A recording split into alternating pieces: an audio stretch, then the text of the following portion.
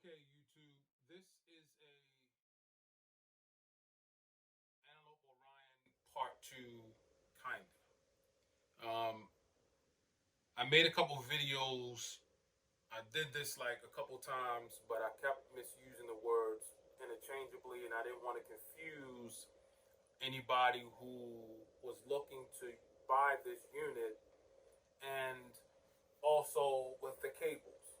All right, so to keep this simple, and hopefully I don't mix the words up again, but I wanted to make sure that you understood what you needed to do if you were to buy an Antelope Orion Thunderbolt model. Okay, we're familiar with the USB cable. You can use this unit with USB. I believe this is a USB 3 cable. This is a USB 3 unit. The throughput meaning signal back and forth from the unit to your computer. With USB 3, I think it's USB 3.1. It is 480 gigabits per second, I believe.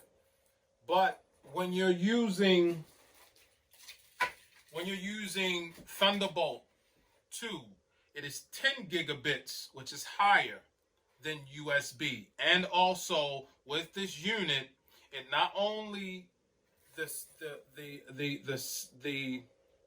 software you're using not only sees 32 ins and outs, but when you're using Thunderbolt, it can see 64 ins and outs. 32 is analog, digital, and 32, I believe, is a way that the system allows you to send and receive digitally, like you would look at it as when you go on your panel in your software. If you're using, let's say, Fruity Loops, or I'm gonna use Pro Tools, I use Pro Tools. When you use channel 1 and 2, when you're actually connecting hardware, you have 1 through 32. But with Thunderbolt, it has 1 through 64. You can set it up that way. The 64 channels, the 64 channels, I believe, are the 33 through 64 aren't actual hardware channels, but I believe they are in a way that I'm not familiar with. I'll have to get back to you on that. But just know that when you use Thunderbolt, it will show 64 channels. The point of this kind of part 2 is in the back of this unit, it uses Thunderbolt 2. I don't know why Universal Auto didn't use Thunderbolt 3, because we're in the Thunderbolt 3 era now, but it uses Thunderbolt 2.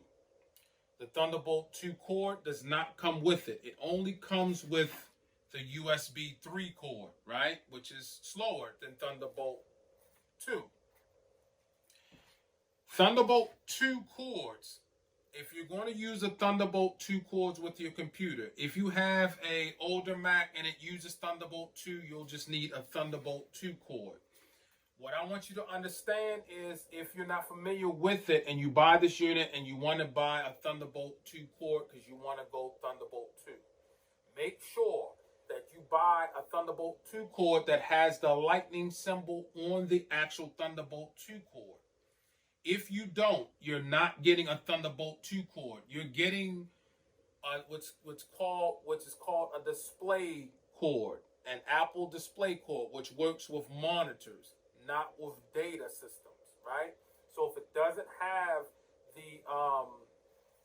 the lightning symbol, you basically have a display cord. So when you go in the store or you order online, make sure it shows the lightning symbol. Make sure it shows the lightning symbol, and make sure it does not say display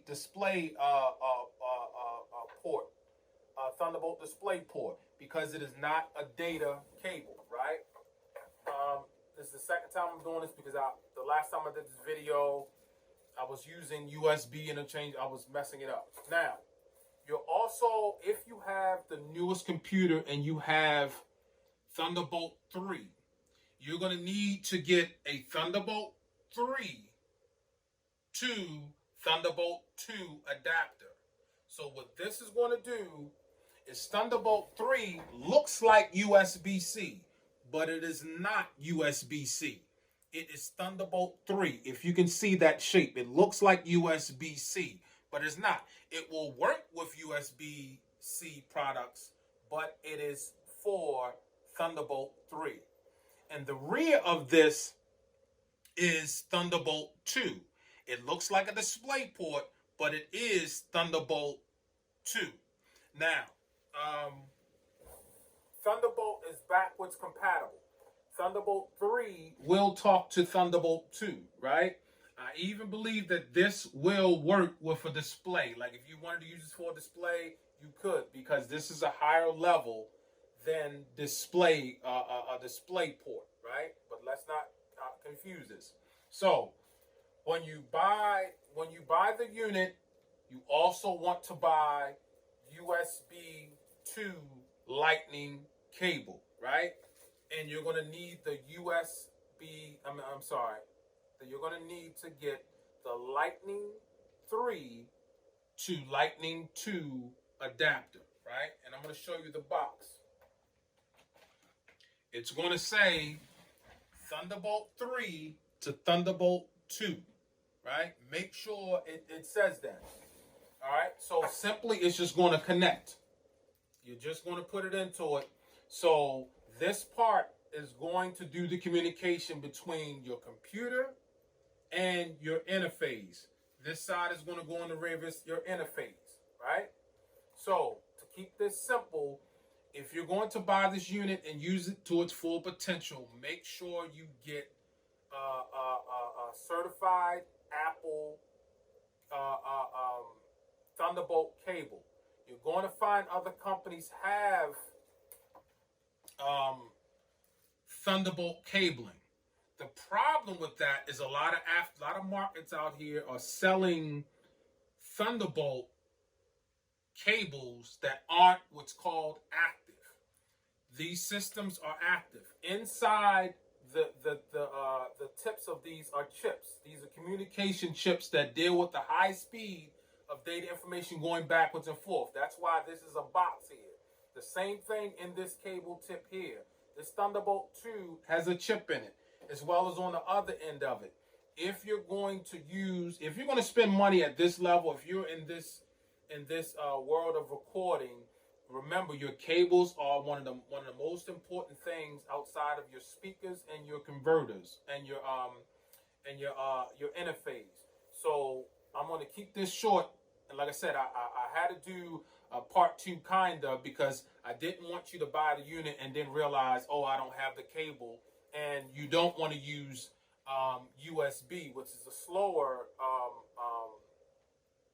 slower speed. So when you're doing playback and making changes in your software, you won't get those clicks and pops and pauses and things like that, because your communication is slow because you're using USB, or you're not using a certified Apple product, because Apple, for some reason, they have it where they know if you're using an Apple certified product. There are products that aren't Apple products, but they pay Apple to make cables that will be used with Apple products, but they're expensive. You'll notice that it's a real Apple product because it's probably not going to be, this cable here is about $50. If you find a Thunderbolt 2 cable that's $12 or $15, it's not. If it is a Thunderbolt 2 cable, it's probably not going to be active. Active is what gives you the full back and forth throughput speed. It has to be active. You can type in Thunderbolt, whatever, 1, 2, or 3, whichever your system or your computer uses. Make sure you type in the word active, because it will ensure that you have the best cabling that you need to work with your interface. Hopefully, I didn't confuse anybody with the USB Thunderbolt thing. I just wanted to make sure you understood what you're going to need with the Antelope Orion 32 if you're going to use the Thunderbolt option. All right, once again, it's your boy B-Man, and this is the Part 2 Kinder. Peace.